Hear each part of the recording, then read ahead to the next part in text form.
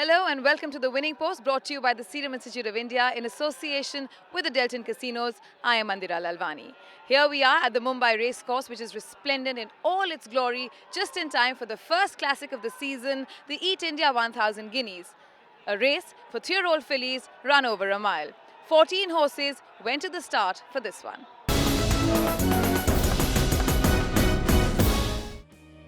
The first Indian classic race of any season is immensely thrilling, as with it starts the journey of a champion. It also brings with it an air of excitement and festivity, as it's traditionally run mid-December. This is also the start of the testing season.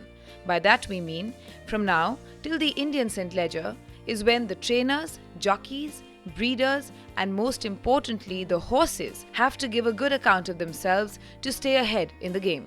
So, a good start goes a long way. This year on the 13th of December, it was time for the nation's top fillies to jostle for the top spot.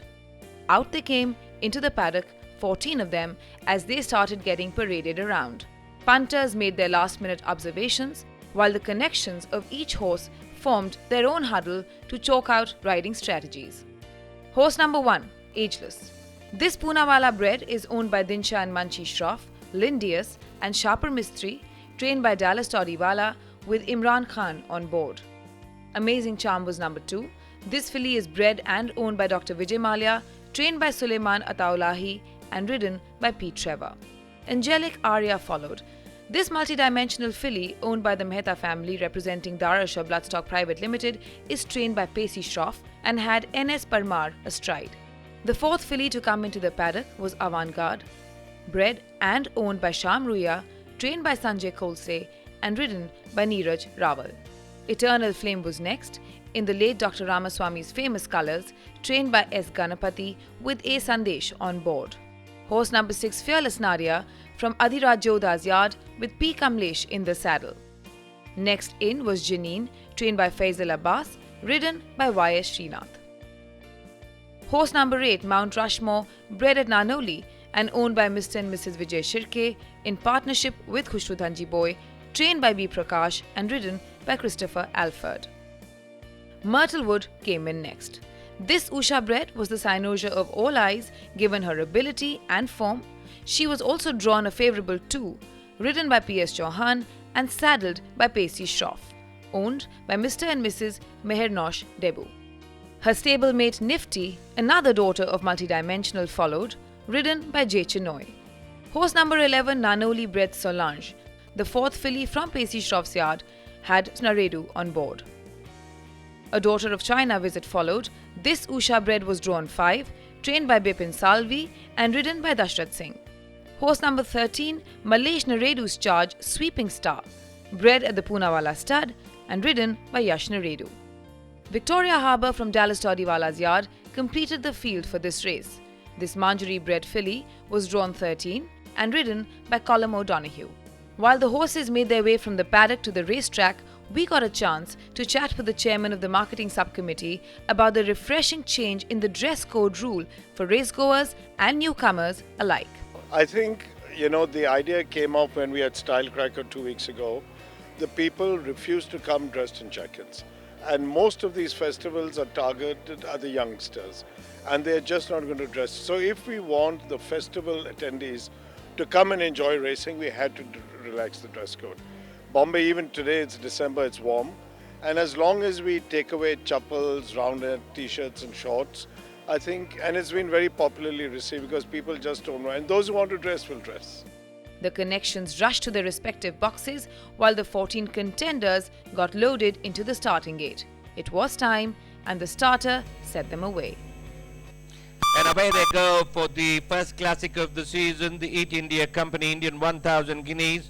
Mount Rushmore being a little lethargic, and Fearless Nadia has settled back last. Amazing Charm from Bangalore goes to the front from Star Mission from Mysore in second spot. Solange making a forward move in third as they already crossed the 1400 meter marker.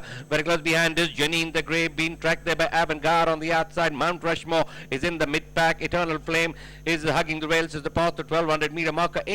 Angelic Aria in the aquamarine and copper wide of the track is making a quick forward move. Then there's Nifty. Ageless is in the center in the green and yellow as they pass the 1,000-meter marker. Myrtlewood is in the fourth last position. Then there's Sweeping Star, Fearless Nadia, and Colm O'Donoghue with claret and gold is the Victoria Harbour wide of the track. Past the 800-meter marker in this Eat India Company Indian 1,000 Guineas. Amazing Charm is the leader from star formation all the time. In second spot, Solange not too far away. Avant-Garde making a forward move. After that is Janine. Then there's Angel Icaria, Nifty, Eternal Flame as the hedge turns for home. Round the turn and into the street, it's Amazing Charm comes in home first. Star formation is the one making a slide forward move in the center. Solange is on the outside. Then there's Avant-Garde and Janine is in the center. And just look at star formation has gone to the front. And Myrtlewood is the one coming up with a lightning run on the stand side in the blue and white. And she is the daughter of multi-dimensional. Is all set to go away with the Eat India Company Indian 1,000 Guineas in taking style from star formation. Janine with the money. Then there's Solange, Avant-Garde, Sweeping Star, Angel Icaria, Eternal Flame, Fearless Nadia. Then there's Nifty, Eightless, Amazing Charm. Time now for a quick break here on the Winning Post. When we return, we bring you the analysis and as well as a few glimpses of the fantastic food festival here at the racecourse. Stay with us.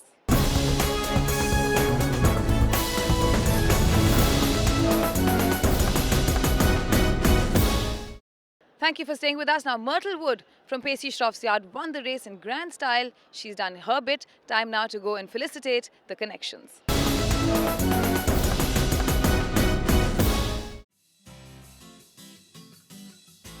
Chandni and Rekha of the Eat India Company did the honours while being flanked by the authorities at the Royal Western India Turf Club. Chairman Zavare Poonawala, Mr. Vivek Jain and Champaklal Zaveri were on the dais for this prize presentation ceremony. Mr. and Mrs. Mehernosh Debu got this beautiful owner's trophy. Myrtlewood's trainer, Pacey Shroff, got his due, a beautiful piece of silverware for his cabinet. Jockey P.S. Chauhan and of course the breeder salver for Amita Mehra of the Usha stud. The connections were naturally jubilant.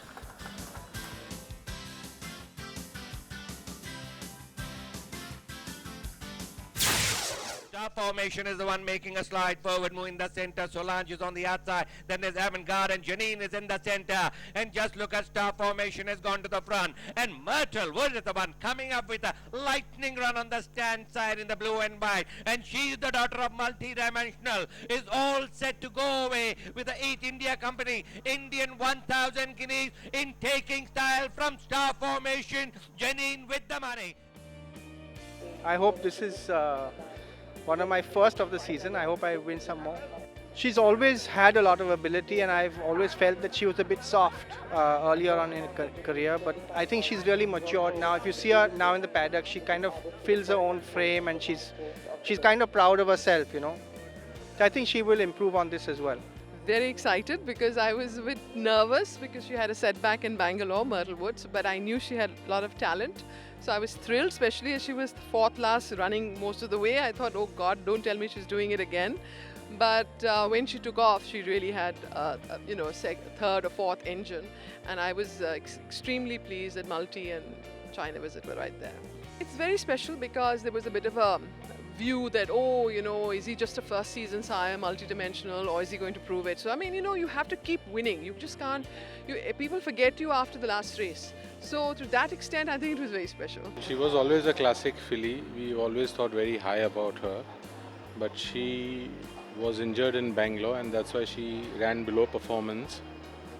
And today she's proved a point that we thought right about her. And with this smashing victory, she's back where she belonged to. The Mumbai racecourse is unparalleled when it comes to the space it offers, the kind of environment that it can create. So the Eat India Company made sure that those that are not familiar with racing got a chance to come in and experience all sorts of food, music, festivities right here at the racecourse at the Eat India Company Food Fest.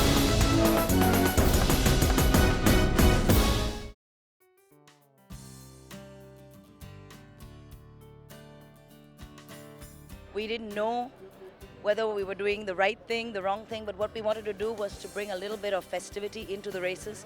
So from my part, it was about bringing a brand into the racecourse, and for Chandni, it was about taking her passion for food and horses further.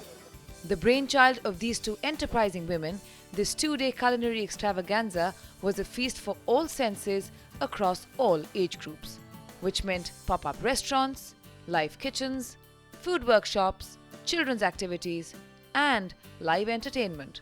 So how did they put it all together? We put something together, both of us, that we would like to go to. And I think this is exactly where we'd like to be. And that's why it is so special.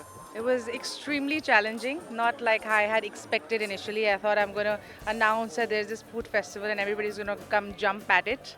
But it was very, very challenging. And once we got people on board, it was even more challenging to convince them to do certain kind of menus that would work in the festival.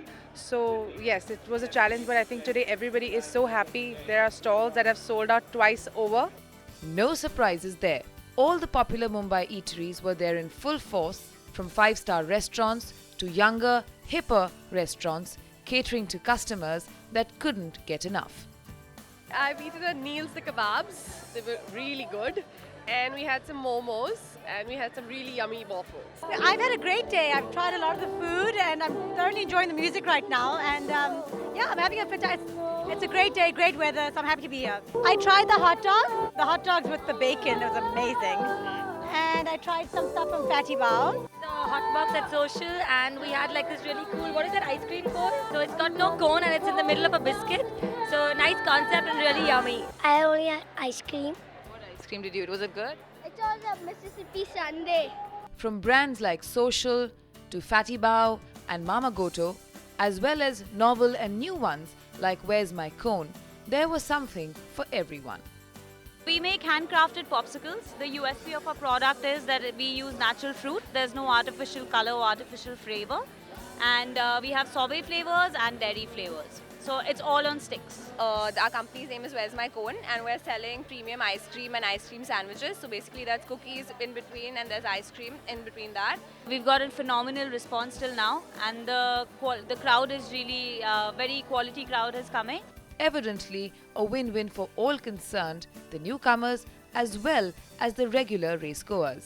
I come racing a lot. And this food stall, all these food places around here, it's fantastic because it makes a change from actually racing, and you can come here, check out the different types of cuisine, different types of drinks, different types of ice creams and all. So it's a brilliant thing. I think it's a great idea for racing, for a lot of people to come here and increase the footfalls. It's kind of similar to Phoenix Mills, where you get people to come and they enjoy different events. And so we get people to come, they will eventually enjoy racing. I think it's a great idea. That's not all. The music that the duo curated was spellbinding. There was Mansi Scott, the band Astitva, among others. The cherry on the icing, however, was a performance by current students of the Cathedral and John Connon School in Mumbai, most of whose parents are well-known faces at the Turf Club.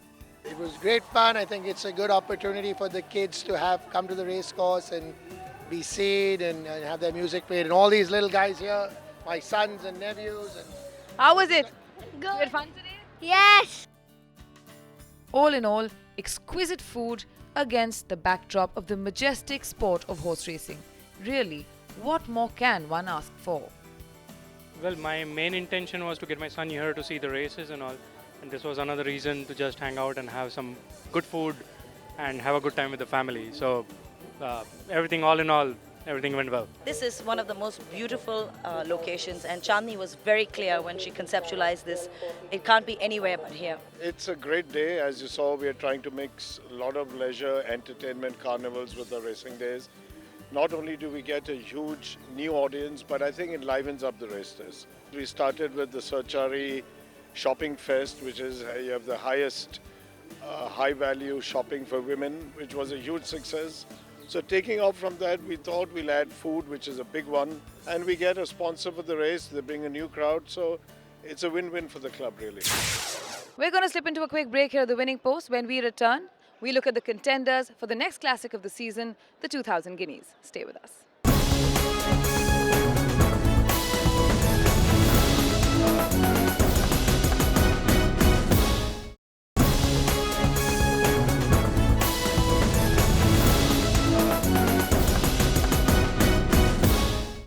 Welcome back. You're watching The Winning Post, brought to you by the Serum Institute of India in association with the Delton Casinos. With the first classic of the season underway and done with a fantastic result, it's time now to look ahead to the second one, the Indian 2000 Guineas.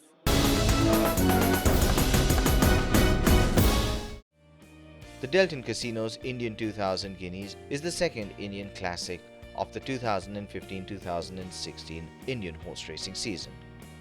This year we have one of the toughest fields assembled in many years. As usual, Pacey Shroff will field a strong hand with 3 if not 4 contenders. Costa del Sol won the Poonawalla Breeders' multi-million. He's the kind of horse that seems to do just enough to get to the post. He will be ridden by P.S. Chauhan and clearly looks to be the top contender from the Shroff yard. I think we all have Dallas's horse to beat, but my horses are shaping up well. They are really well within themselves and they'll put up a good fight. The champion juvenile of the year was Admiralty, who will race in Dr. Vijay Mallya's silks.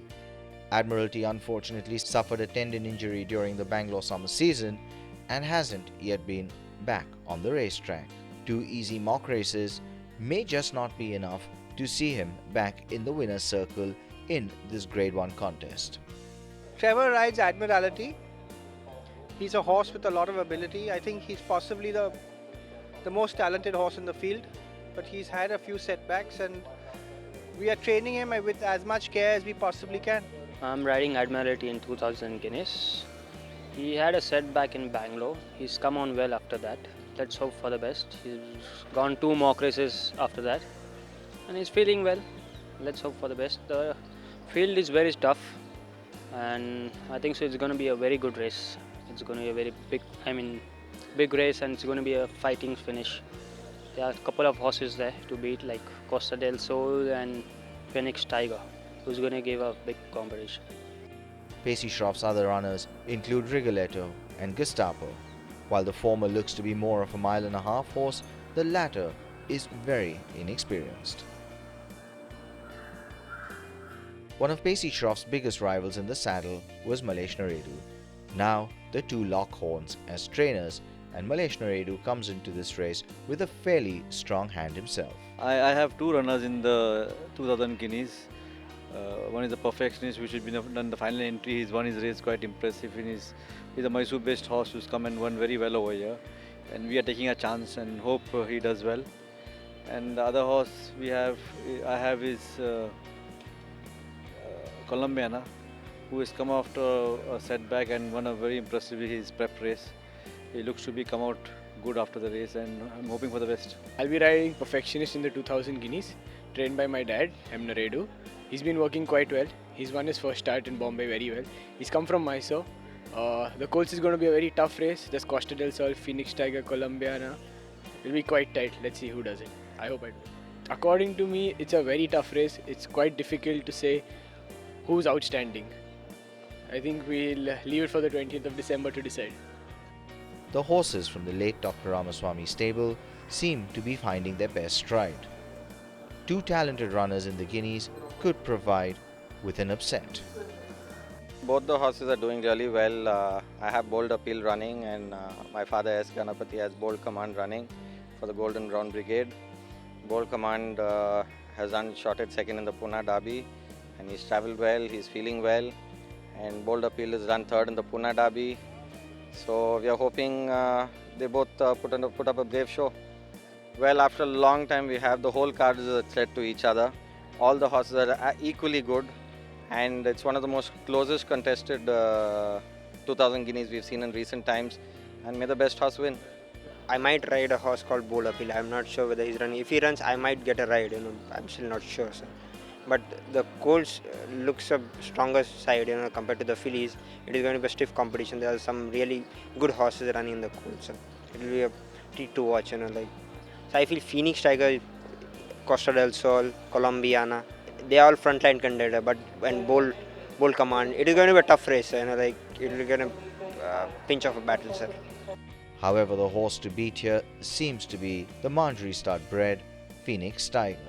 Trained by Dallas Todiwala, this is a horse that's just gone from strength to strength. he's had his lead up on the opening day, Phoenix Tiger, and he's come up since.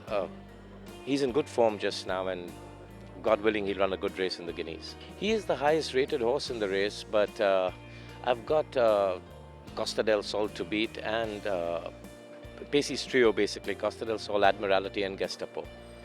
And finally, from the winning post team, our selection is Phoenix Tiger on top, from Costa del Sol, the dark horse being Admiralty.